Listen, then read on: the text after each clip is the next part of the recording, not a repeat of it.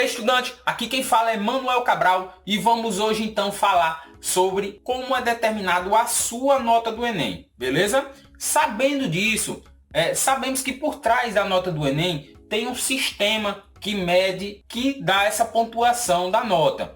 Ela é de grande importância para a gente determinar como a gente irá estudar e quanto nosso objetivo de tirar nota, beleza? Esse sistema ele é conhecido como TRI, Teoria de Resposta ao Item. Esse sistema, por si só, ele avalia, é um método de avaliação das notas de cada aluno, beleza? Então, sabendo disso aí, roda a vinheta aqui, lá vem dica!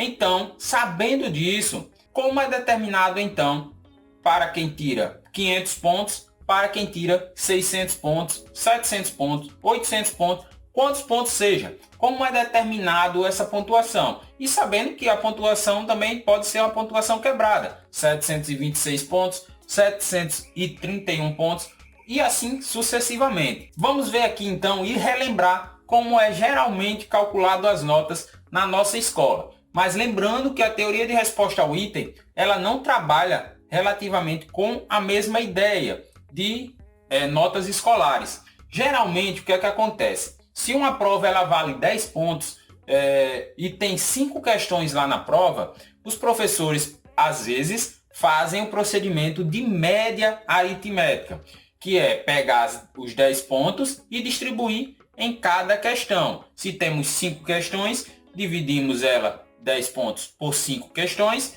ficando então 2 pontos por cada questão, certo? Essa é uma das formas que é utilizado bastante em escola. Já na faculdade se utiliza bastante média ponderada. Às vezes também em algumas escolas também utiliza desse tipo de média, que é o seguinte: eles colocam 5, vamos supor então que tenha 5 questões na prova, onde as 3 primeiras questões valem uma determinada pontuação.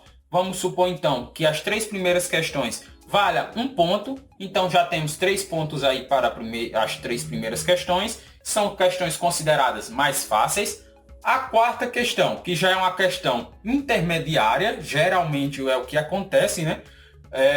Ela já vai valer 3 pontos, e a quinta e última questão passa a valer mais, pois é considerada a questão mais difícil, então geralmente se cobra 4 pontos aí nela, beleza? Sabendo disso, mas como eu já falei, a teoria de resposta ao item, ela não avalia dessa forma as questões. E sem falar também que durante a prova, o grau de dificuldade dessas questões, elas são bagunçadas, digamos assim. Você não vai pegar as questões igual geralmente os professores fazem, né? Bota a questão fáceis, média e difícil, uma em ordem crescente, né? Geralmente a prova do Enem, ela é uma prova que vem embaraçada. Você não sabe, assim, teoricamente, assim, de ver a prova e saber essa questão é fácil, essa questão é difícil, essa questão é média. Você não sabe. Por quê? Porque não tem isso determinado igual numa prova de escola, beleza? Então, Emanuel, como é que essa prova é determinada a nota? Essa nota, ela é avaliada, certo? Ela tem os seguintes critérios. Ela determina não somente o número de acerto que você realizou, mas ela determina todo o contexto do domínio do conteúdo que você tem sobre a prova, porque ela avalia a questão do grau de dificuldade de cada questão e cada área de conhecimento específico. Sabendo disso, então por que isso foi criado? Já que faz uma dificuldade maior para a avaliação. O objetivo principal de ter sido criado isso foi o intuito de nivelar os níveis das provas. Porque o que é que acontece? Num ano, vamos supor então, no ano de 2018, teve uma determinada prova, umas questões lá, e no ano de 2019 serão novas questões. 2020 também novas questões e assim sucessivamente. Mas o que é que acontece? As questões não são iguais a dos anos anteriores. Por quê? Porque senão ninguém iria estudar para os conteúdos, somente decorar e chegar lá e vomitar a resposta, não é isso?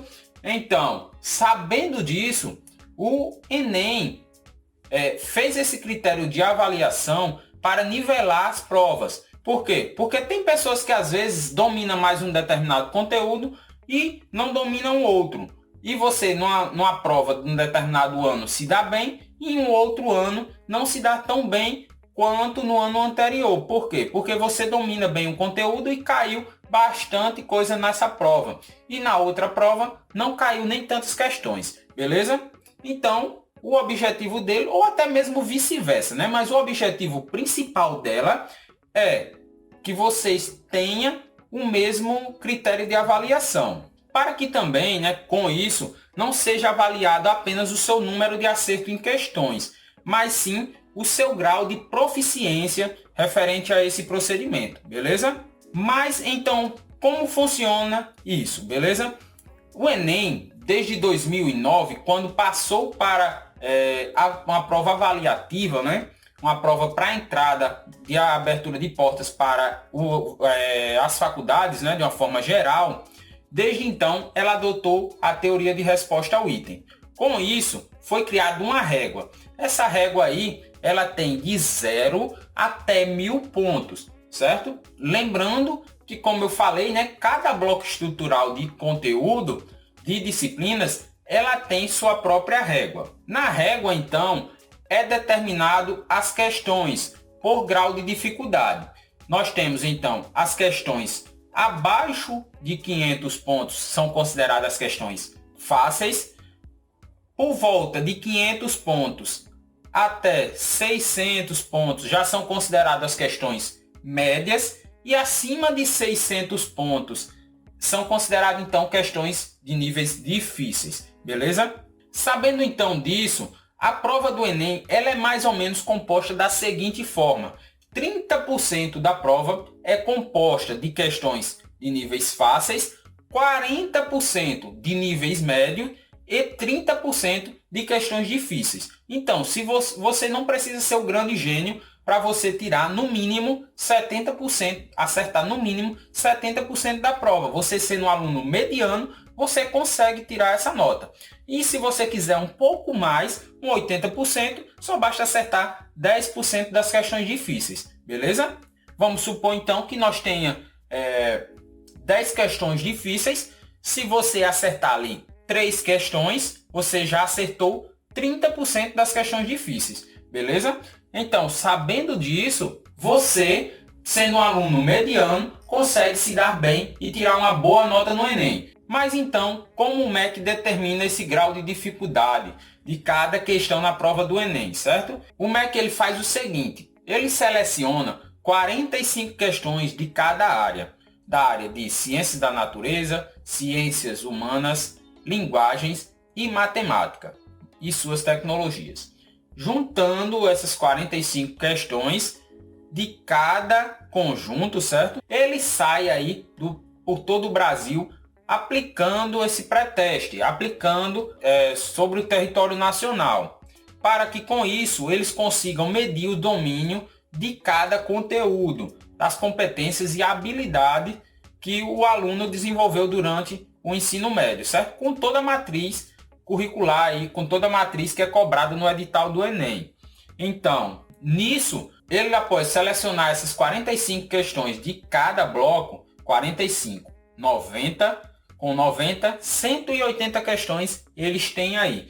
Então, eles pegam essas 180 questões e distribuem para cada participante, 48 questões. Pelo que sabemos, cada pessoa que está fazendo lá aquele teste, ele recebe provas diferentes.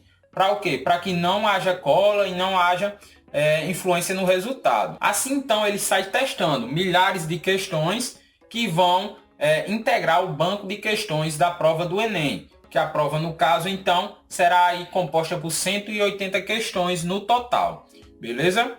Aí, a partir daí, o MEC ele determina 3 parâmetros de medições para saber como avaliar essa nota. O primeiro parâmetro adotado é o parâmetro de discriminação, onde ele consegue determinar quem tem o domínio daquele conteúdo e diferenciar quem não conhece aquele conteúdo. Com isso, ele avalia a eficácia dessa questão. O segundo parâmetro adotado é o parâmetro de dificuldade, pois, de acordo com o número de acertos de pessoas naquela determinada questão, ele consegue determinar o grau de dificuldade dessa questão específica. O terceiro parâmetro utilizado é o parâmetro de acerto casual. Esse parâmetro indica a probabilidade de alguém que não conhece aquele determinado conteúdo, não tem habilidade daquele determinado conteúdo ou domínio do mesmo e acerte aquela questão no verdadeiro chute, beleza? Então eles também têm essa avaliação desse parâmetro.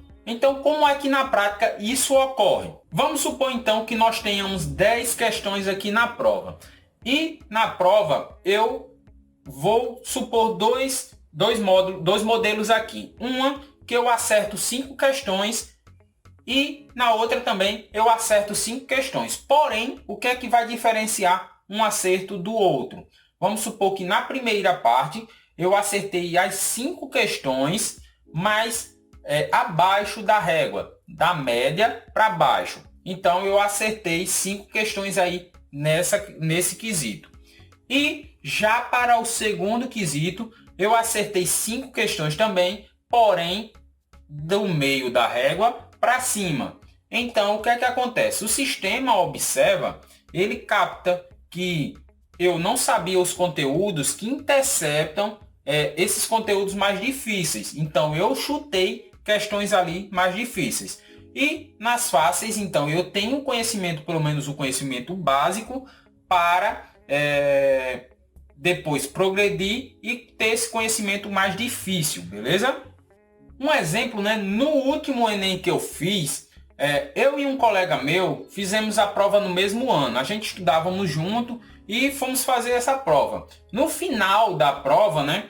A gente começou a conversar e a gente lá dialogando, eu não me lembro a quantidade de questões exata, mas o meu colega ele tinha acertado mais questões do que eu. E vamos supor assim, mas se eu não tiver enganado, era cerca de 3 a 4 questões que ele tinha acertado a mais do que eu na prova. Só que o que é que acontece? Para a surpresa da gente, quando saiu a nota, minha nota foi maior do que ele. E realmente ele tinha acertado a quantidade de questões que ele tinha me mostrado. Pois ele me mostrou da mesma forma no gabarito que ele fez e coisas do tipo. Agora, o que é que acontece? O sistema ali reconheceu que ele acertou questões de grau difícil, porém, as questões que era necessário para conhecimento de resolução dos grau difícil, ele não acertou. Então, o sistema reconheceu que aquela questão que ele acertou foi um chute, beleza? Vamos supor então aqui um exemplo para ficar bem mais claro isso que eu estou falando. Vamos supor que você tenha uma questão lá de multiplicação. Uma questão de multiplicação caiu lá na parte fácil, na parte abaixo dos 500 pontos, beleza? E temos uma outra questão que é uma questão de potenciação. Potenciação é um conteúdo que está diretamente relacionado com esse parâmetro. Vamos supor então que eu acertei a questão de multiplicação e errei a questão de potenciação. O meu colega, no caso, acertou a questão de potenciação e errou a questão de multiplicação. Então, consequentemente, o sistema reconhece que ele não sabia um conteúdo básico para você acertar a questão de potenciação. Então, por esse motivo que o sistema operacional do Enem, o TRI, é até legal por causa disso. Porque você sabendo o conteúdo básico, até o médio, você consegue se dar bem no Enem. E você passa a chutar, então, os conteúdos mais difíceis. Sabendo já de tudo isso, vou tirar 3 dúvidas aqui, que essas dúvidas são dúvidas comuns a qualquer um de nós. Antes de eu não ler, não estudar sobre isso, eu tinha essas dúvidas e creio que você também terá. Que no caso, é melhor deixar uma questão em branco ao invés de chutar? Comente aí no vídeo, porque senão eu não vou dar continuidade no vídeo não. Tô esperando. Comente aí no vídeo se é sim ou não. Brincadeiras à parte, galera. Vamos lá que eu vou explicar a vocês O ideal é não. A questão que você chutou não é que ela não vai valer nenhum ponto para você, certo? Porém, ela não vai ter o mesmo peso para você, já que se você não tiver acertado a questão intermediária ou fácil, beleza? Então, o ideal é que, como eu falei, você ter o conhecimento básico e médio, para que a partir daí, se você chutar uma questão difícil e acertar, você terá uma boa pontuação, devido a essa questão difícil que você acertou. Até porque, diferentemente de alguns concursos públicos, eu não me lembro a banca em questão, mas tem uma banca de concurso que, se você errar uma questão, marcar uma questão errada, ela anula uma questão certa que você fez. O Enem não acontece isso, beleza? Segunda dúvida que eu tinha. O cálculo da nota do Enem pode ser verificado? Sim, pode. Porém, é necessário alguns conhecimentos básicos para você estar determinando e tirando lá a média para fazer os cálculos da nota, certo? É necessário alguns conhecimentos. Lá na própria página do Enem, ele orienta como é feito o cálculo. Aí fica a critério de você, se vai querer perder tempo lá vendo se sua nota realmente está correta, ou focar no estudo, focar no seu principal objetivo, beleza? Devo, então, me preocupar com a teoria de resposta ao item? Eu digo a você que não. Por quê? Porque se você se preparar para o Enem, isso é apenas uma consequência, certo? Você se prepara bem, faz uma boa prova, determina os seus parâmetros, seu objetivo, seu curso que você quer. Então, você não deve se preocupar com isso, e sim tentar resolver as questões que você sabe para tentar tirar a melhor nota possível. Então, por hoje, ficamos por aqui e nos vemos então nas próximas videoaulas.